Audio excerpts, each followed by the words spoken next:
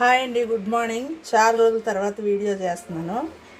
ఈ సాంబార్ ఎట్లా పెట్టాలో నా స్టైల్లో తెలుసుకుందాం.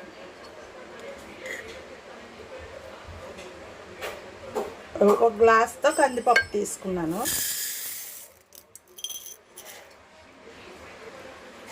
అర గ్లాసుకి కొంచెం తక్కువ శనగపప్పు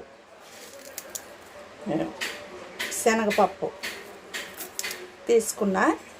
ఈ రెండింటిని కలిపేసి బాగా కడగాలి. 2 times కడిగి 2 glasses వాటర్ పోసుకోవాలి. ఇందులో కడిగేసానండి. శనగపప్పు మనం వేసుకుంటే సాంబార్ అనేది చిక్కగా వస్తుంది. ఇప్పుడు ఇందులో ఏ గ్లాస్తో అయితే కందిపప్పు తీసుకున్నామో అదే గ్లాస్తో 2 glasses వాటర్ వేసి మూత పెట్టి 6 విజిల్స్ రానివ్వాలి.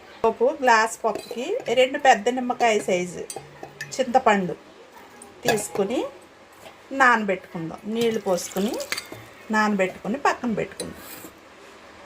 ఇదిగోండి, స్టవ్ మీద పెట్టాను. 6 విజిల్స్ వచ్చే వరకు మనం ఉడికి. సాంబార్కి చిలకడ దుంప 1, 2 క్యారెట్లు, చిన్న గుమ్మడికాయ ముక్క, 2 టమాటాలు, అంటే కూరగాయలన్నీ, ముల్లంగి, సొరకాయ, వంకాయ, ఎన్ని కూరగాయలు ఉంటే అన్ని కూరగాయలు, ఉల్లిపాయ, పచ్చిమిరకాయ, ఇవన్నీ బాగా నీట్గా కడిగి కట్ చేసుకోవాలి.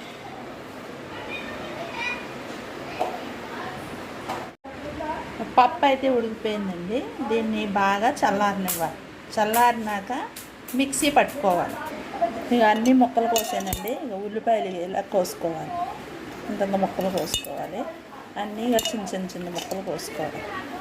ఇప్పుడు ఈ ముక్కల్లో చింతపండు నానబెట్టుకున్నాం కదా, చింతపండు పులుసు తీసి దీని ఇక్కడ వరకు సగం పైగా పోసుకోవాలి. చింతపండుని పులుసు తీసుకుని ఇందులో పోసేసుకోవాలి.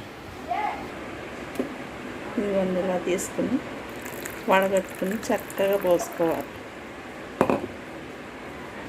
మొత్తం పులుసు తీసేసాము కదా, ఇదిగో ఇందులో పోసుకున్నామండి. ఇందులో కొంచెం సగానికి వచ్చింది. ఇందులో కొన్ని నీళ్ళు యాడ్ చేసుకుంటాం. ఈ పప్పు ఉంది కదా, ఈ పప్పుని మిక్సీ జార్లో వేసుకుందాం. ఇది కొంచెం గట్టిగా ఉంది కదా, కొన్ని వాటర్, చిన్న గ్లాసు వాటర్ పోసుకుని మెత్తగా గ్రైండ్ చేసుకుందాం. ఇది కూడా మెత్తగా అయిపోయింది కదా. ఇప్పుడు దీన్ని మనం ఇందులో వేసేసుకుందాం. మొత్తం వేసేసి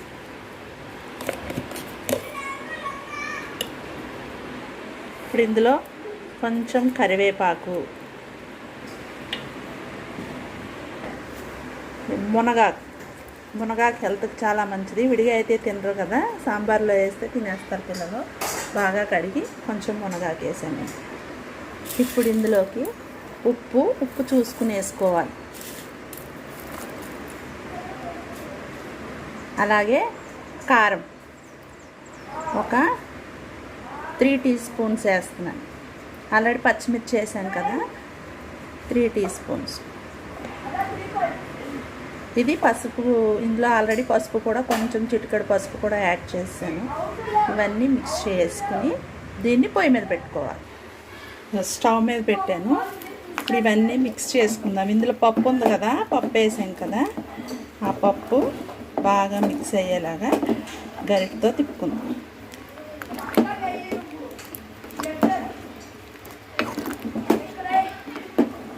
తిప్పుకొని ఒక 10 to 15 minutes మరగనివ్వాలి బాగా.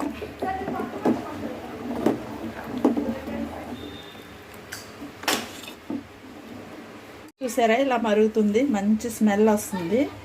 ఇప్పుడు ఇందులో ఇది జీలకర్ర, ధనియాలు, అలాగే మిరియాలు పౌడరు.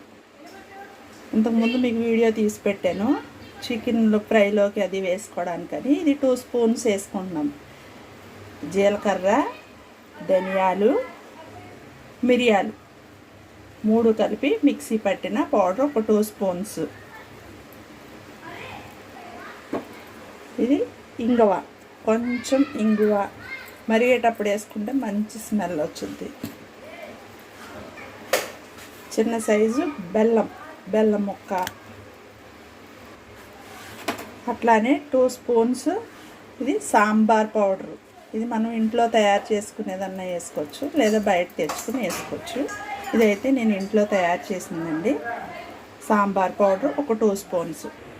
ఇది చిన్న అల్లం ముక్కని కచ్చాపిచ్చా దంచుకోవాలి. దంచుకుని కచ్చాపిచ్చా దంచుకుని వేసా. ఇప్పుడు దీన్ని బాగా ముక్కలు ఉడికే వరకు మరిగించాలండి. కొంచెం చిక్కగా అయ్యే వరకు మరిగిస్తే చాలా టేస్టీగా ఉంటుంది.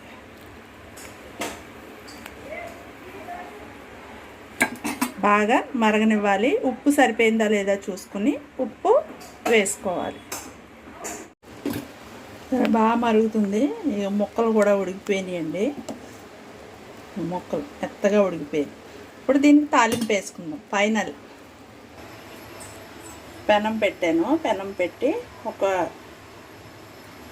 2 టేబుల్ స్పూన్ ఆయిల్ వేసుకున్నాం. ఇప్పుడు ఇందులో 1 టేబుల్ స్పూన్ ఆవాలు, అట్లానే కొంచెం మెంతులు చప్పట్లాడుతున్నాయి కదా. 1 టేబుల్ స్పూన్ జీలకర్ర, ఎండుమిర్చి ఒక 4,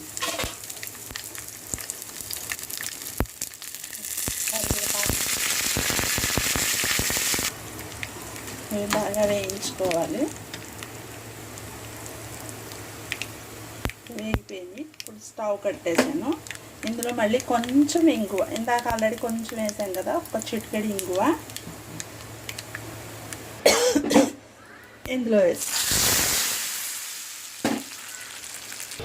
చూసారా అన్నీ సరిపోయినాయి.